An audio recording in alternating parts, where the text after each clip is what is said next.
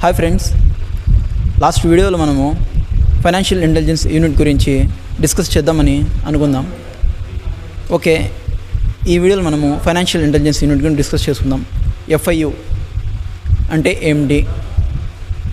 FIU అనేది ఎటువంటి ట్రాన్సాక్షన్స్ని detect చేస్తుంది.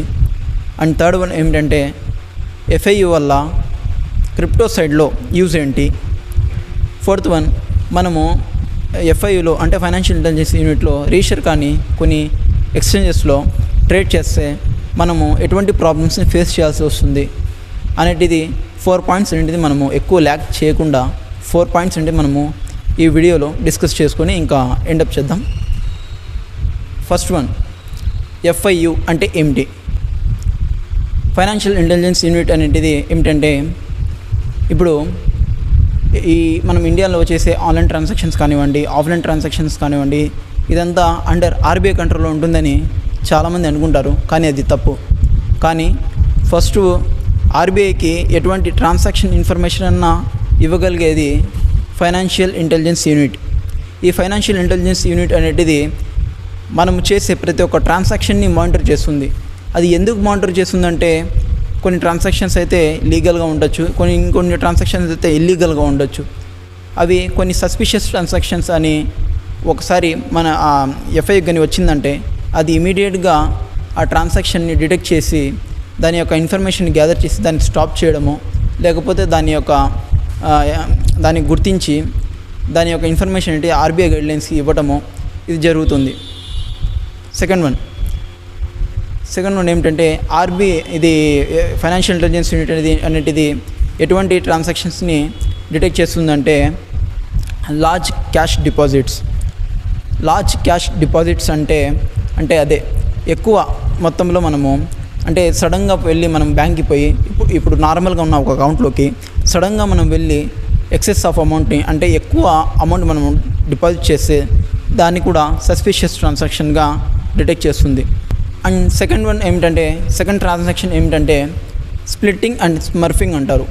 స్ప్లిట్టింగ్ అండ్ స్మర్ఫింగ్ అంటే ఇప్పుడు లార్జ్ అమౌంట్ని మనము డిపాజిట్ చేయడం కానీ, లార్జ్ అమౌంట్ మనం ట్రాన్సాక్షన్ చేస్తే అది డిటెక్ట్ అవుతుంది అని తెలివిగా మనం ఆ అమౌంట్ని స్ప్లిట్ చేసి ట్రాన్సాక్షన్ చేయడమో లేదా స్ప్లిట్ చేసి డిపాజిట్ చేయడమో చేస్తే, అది ఒక అకౌంట్కి మనం స్ప్లిట్ చేసి చేస్తే దాన్ని కూడా సస్పిషియస్ ట్రాన్సాక్షన్ కింద ఎఫ్ఐయు డిటెక్ట్ చేస్తుంది.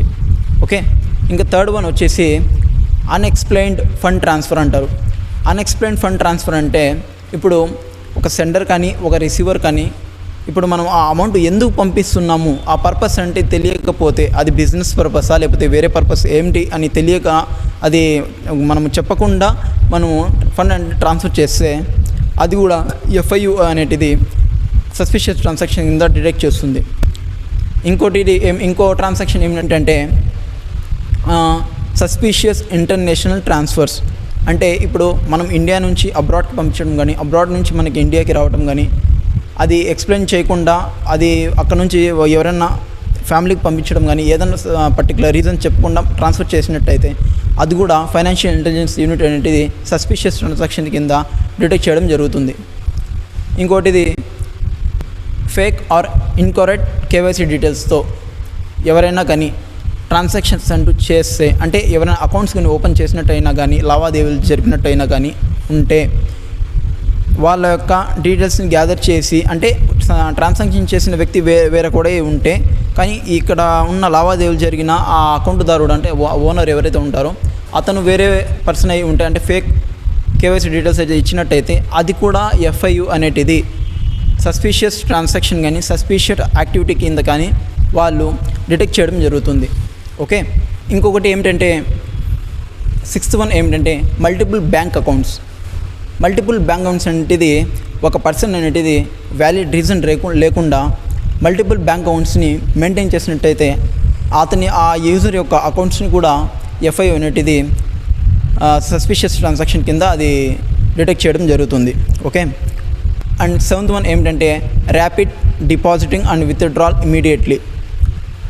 అంటే దీని అర్థం ఏమిటంటే ఎవరైనా ఇమీడియట్గా వితౌట్ రీజన్ ఏం స్పెసిఫిక్ చేయకుండా ర్యాపిడ్గా అంటే ఇమీడియట్గా వాళ్ళు ట్రాన్సాక్షన్స్ని అమౌంట్స్ని వాళ్ళు విత్డ్రాల్ చేయడం కానీ అంటే డిపాజిట్ కూడా ఇమీడియట్లీ అప్పటికప్పుడు చేయడం కానీ ఇట్లాంటి ఫాస్ట్ ట్రాన్సాక్షన్, అంటే ఒక ట్రాన్సాక్షన్ జరిగింది సర్టన్ టైం లిమిట్లో మళ్ళీ ఇమీడియట్గా ఇంకో ట్రాన్సాక్షన్ చేయడం ఇట్లా జరిగినట్టయితే దాన్ని కూడా FIU అనేటిది సస్పిషియస్ ట్రాన్సాక్షన్ కింద డిటెక్ట్ చేస్తుంది. అర్థమవుతుందా? ఇంకొకటి ఏమిటంటే 8th వన్ ఏమిటంటే money laundering activities. Money laundering activities అంటే ఇప్పుడు మనము చాలామంది అయితే బెట్టింగ్ యాప్స్ నుంచి కానివ్వండి, ఇంకా ఏదైనా ఇల్లీగల్ మనీ ఏదైనా ఉంటే అది మనం లీగల్గా చేసాము అని చూపించడానికి ట్రై చేస్తారే, లీగల్ ప్రొసీజర్ లీగల్ నుంచి వచ్చింది అని చూపించడానికి ట్రై చేస్తే అది కూడా FIU అనేటిది సస్పిషియస్ ట్రాన్సాక్షన్ కింద డిటెక్ట్ చేయడం జరుగుతుంది. అర్థమవుతుందా? ఇంకొకటి 9th వన్ ఏమిటంటే టెర్రరిజం ఫైనాన్సింగ్ అంటారు. టెర్రరిజం ఫైనాన్సింగ్ అంటే ఒక సస్పిషియస్ ఆర్గనైజేషన్కి కానీ సస్పిషియస్ ఒక గ్రూప్కి కానీ వేరే ఇండివిజువల్స్కి ఎవరికైనా బయట వాళ్ళకి కానీ వాళ్ళకి వచ్చేసి మనము ఒక స్పెసిఫిక్ రీజన్ లేకుండా ఒక ఆర్గనైజేషన్కి మనము ఫండ్ అండ్ ట్రాన్స్ఫర్ చేస్తే, ఇప్పుడు ఒక కాలేజ్ స్టూడెంటే ఉన్నాడు, ఒక యూనివర్సిటీకి అదొక ఆర్గనైజేషన్గా ఉంటుంది. ఆ యూనివర్సిటీకి ఇతను ఫండ్ ట్రాన్స్ఫర్ చేస్తున్నాడు అంటే అది ఒక వ్యాలిడ్ రీజన్ ఉంటుంది.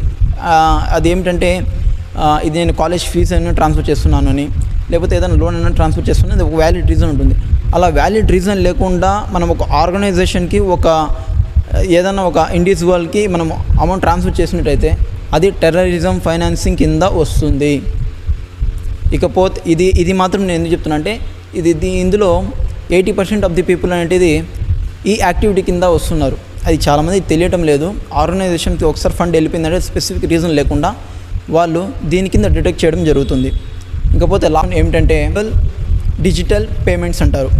అన్యూజువల్ డిజిటల్ పేమెంట్స్ అంటే ఎవరైనా సడన్గా హై UPI పేమెంట్స్ చేసినట్టయితే, ఇంకా వాళ్ళు చేస్తున్నది నార్మల్గా ఈ పర్సన్ వచ్చేసి ఒక నార్మల్ బిహేవియర్తో చేస్తున్నాడు, కానీ ఈరోజు మాత్రం అన్బిహేవియర్గా ఇలా అన్బిహేవియరల్ ట్రాన్సాక్షన్ అంటే చేసినట్టయితే దానికి కూడా FIU అనేటిది సస్పిషియస్ ట్రాన్సాక్షన్ కింద డిటెక్ట్ చేయడం జరుగుతుంది.